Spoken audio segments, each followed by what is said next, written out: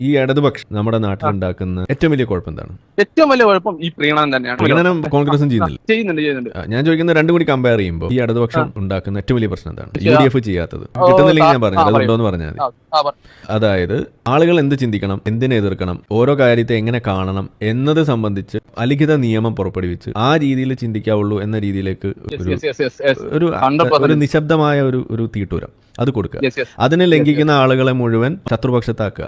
എന്നിട്ട് ആ സംഗതിയെ പറഞ്ഞുകൊണ്ട് അവരുമായിട്ട് കലയിക്കുക. ഇതിന്റെ പേരിൽ സമൂഹത്തിൽ ഭിന്നത ഉണ്ടാക്കുക. ജനാധിപത്യ രീതിയിൽ ചിന്തിക്കാനും മാറാനുള്ള അവകാശം ഉപയോഗിക്കുന്ന ആളുകളെ കരിങ്കാലികളെന്നും കുലംകുത്തികൾ എന്നൊക്കെയുള്ള രീതിയിലുള്ള പദപ്രയോഗങ്ങളൊക്കെ നടത്തി ഡീഹ്യൂമനൈസ് ചെയ്യുക. ഇതല്ലേ അവർ ചെയ്യുന്നത്?